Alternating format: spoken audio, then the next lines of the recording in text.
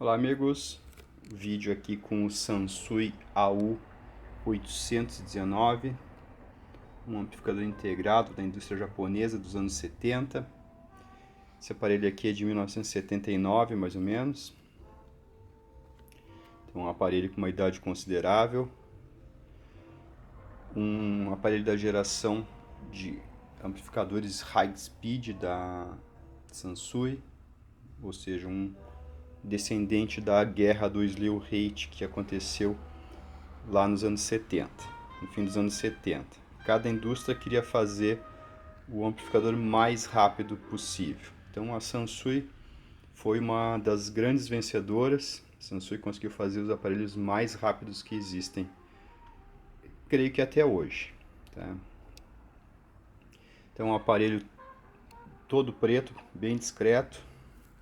Esse aparelho aqui, ele foi pintado, tá? Essa cor aqui, preto brilhoso, não é a cor original dele, ele é preto fosco, tá? Mas como esse gabinete aqui estava muito em mau estado, a opção que tive foi essa tinta aí, que ela é bem resistente, é tinta automotiva, é difícil fazer fosco e resistente, então acabou ficando ele com um pouco de brilho mais do que o normal.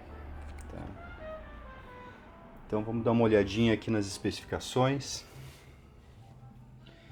Ele é um aparelho que tem uma distorção baixíssima, 0,008%, 90 watts por canal em 8 ohms. Dá para usar ele em 4 ohms também, com um pouco de cuidado, não vai se tocar uma festa com ele em 4 ohms, mas dá para usar tranquilamente residencialmente em 4 ohms, tá? O amplificador, quando ele é feito, ele é calculado para uma impedância somente, tá? Ele aceita as outras, mas a otimização dele é em uma impedância. Então a gente pode fazer um amplificador pensando em 8 ohms e 4, então se faria o cálculo em cima de 6 ohms, tá?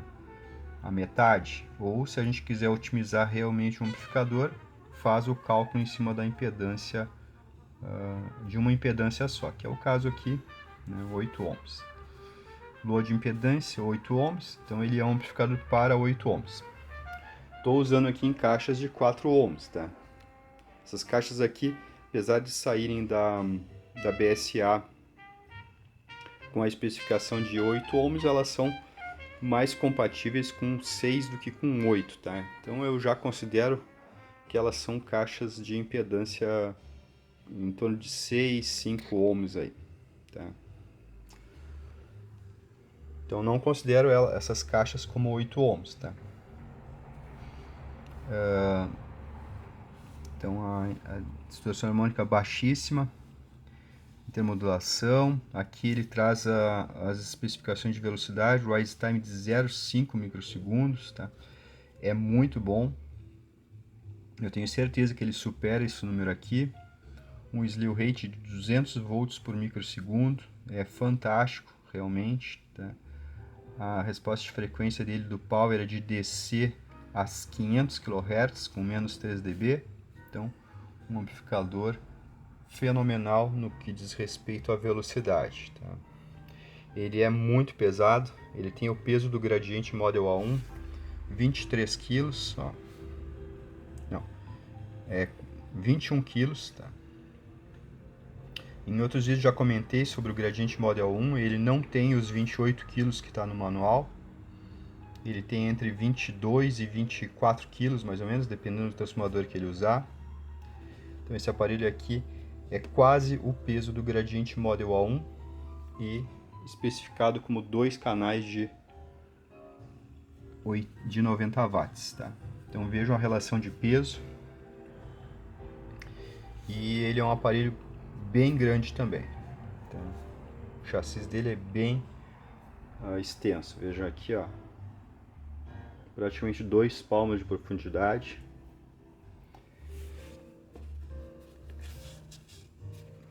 Então aqui tem o manual de serviço dele, extremamente completo, tá? Ele é um circuito DD-DC, então é um diamond diferencial, tá? Então aqui, ó, diamond diferencial. Ele tem um diferencial e depois tem o diamond diferencial, tá? Entrada com FET e circuito de saída triplo Darlington, tá? Então tudo muito bem projetado. Aqui tem todos os ajustes. Ter o manual de serviço do equipamento é uma coisa que não tem preço, tá? Aqui no Brasil a gente não teve o manual de serviço dos nossos equipamentos. Bom, então vou mostrar aqui basicamente o equipamento, os controles. A gente tem aqui uma chave de power, tá? Então a gente desliga aqui e o circuito de proteção vem atuado. Então ele analisa se não tem DC na saída e libera as caixas para ser conectadas no sistema de placa amplificador. Aqui a gente tem um chaveador de caixa acústica, tá? Vejam que tem relés aqui atrás, ó. Então essa chave aqui atua relés, a corrente não passa aqui, tá? Então é um sistema bem interessante. Os relés ficam aqui no fundo, já bem pertinho dos conectores de saída. Aqui a gente tem uma saída de fone de ouvido, tá? Vejam que tem diferença. Quando a gente vai conectar aqui alguma coisa e o sinal sai daqui de dentro, é uma saída, não é uma entrada de fone de ouvido. Poderia ser uma entrada de microfone, mas no caso é uma saída de fone. Então, fone de ouvido é sempre saída e, por exemplo, microfone é sempre entrada, tá? Então tem diferença a gente chamar isso aqui de saída ou de entrada, tá? Então a gente tem que analisar o sinal. Se o sinal está entrando no equipamento, é uma entrada. Se o sinal está saindo, é uma saída, tá? Ele tem aqui um controle tonal, que a gente pode desligar aqui no tone, tá? Então eu trabalho sempre com o controle tonal desligado, mas se eu quisesse ligar, eu poderia aqui ter um turnover de 3 kHz e de 6, ou seja, isso aqui varia qual é o início da atuação do controle tonal. Então, se eu quiser começar a atuar em 3 kHz, eu vou apertar esse botão e esse controle aqui, tá, vai atuar a partir de 3. Se eu clicar aqui, esse controle aqui vai atuar a partir de 6 kHz, tá? Então isso aqui é bom para que a gente consiga casar isso com as nossas caixas, tá? Caixa que precisa de controle tonal, ter esse recurso aqui é muito bom. Aqui para os graves também, então eu posso ir com o controle de graves atuando até 150 Hz, ou eu posso ir com o controle de graves atuando até 300 Hz, tá?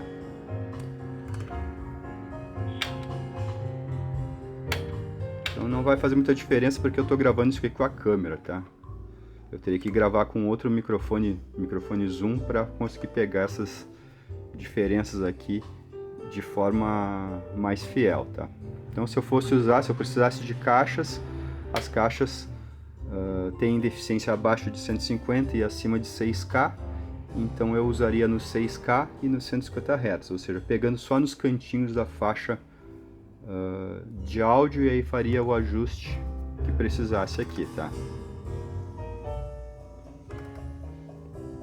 Selecionando aqui no 300 e no 300, a gente pega uma faixa muito extensa da faixa de áudio e acaba pegando num ponto que a caixa não precisa de correção nenhuma, tá?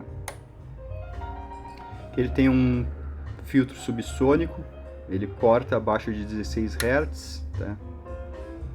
Tempo do toca-discos, era interessante isso aqui. Aqui ele tem um jump, então quando a gente dá o jump, a gente pula essa etapa aqui dos tonais e de tudo isso aqui, e a gente tem associado com isso um mute de 16 dB, tá?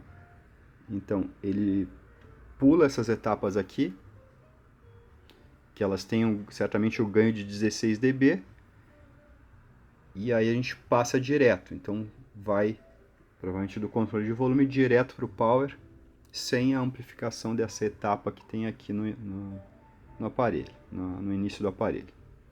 Tá. Aqui tem uma chave loudness.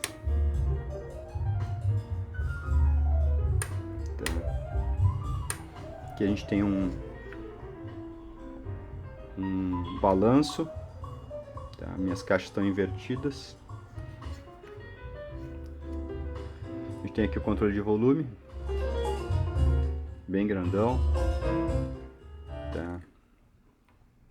Aqui a gente tem um seletor de entrada, tá? Então a gente pode ver aqui, ele tem entrada para tape moving magnético, moving coil, tá?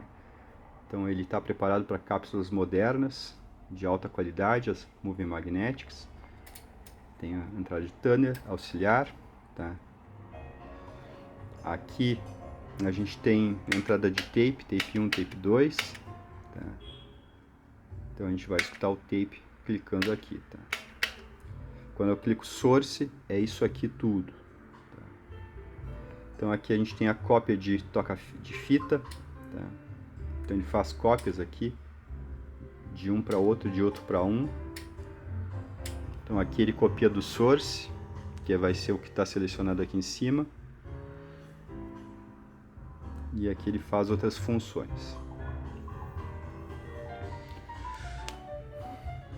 Aqui tem uma inscrição Super Fidelity DDDC, Diamond diferencial e DC ainda por cima. Ou seja, esse amplificador aqui é capaz de amplificar tensão contínua.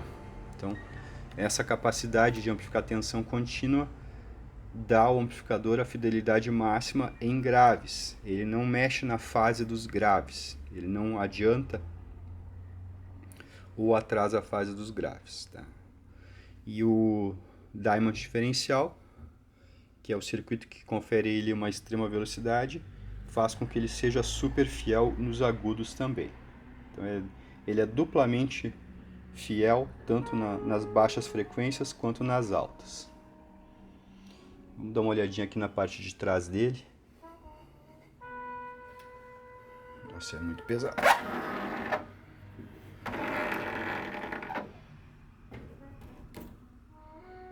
Puxei ele aqui.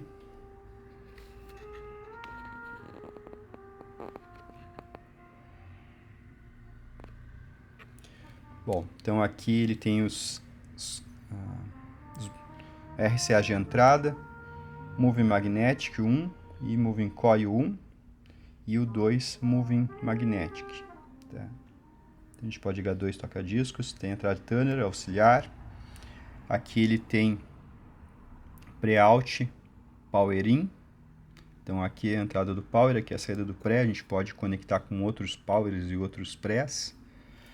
Aqui embaixo tem as entradas e saídas de tape. Aqui atrás tem a chave que comanda esses RCAs aqui. Então a gente vai ter a possibilidade de conectar outras coisas desligando aqui nessa chave, ó.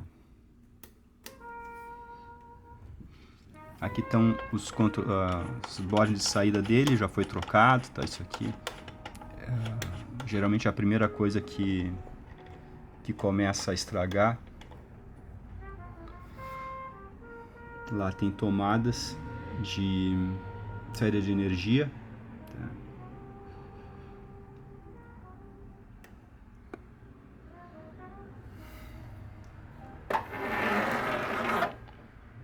Então, fantástico equipamento, um aparelho de áudio de realmente altíssimo nível, tá? Tem outros modelos dessa mesma série, tá? É o 919, 719, 519, todos equipamentos fantásticos também, tá? Então é isso aí, um abraço.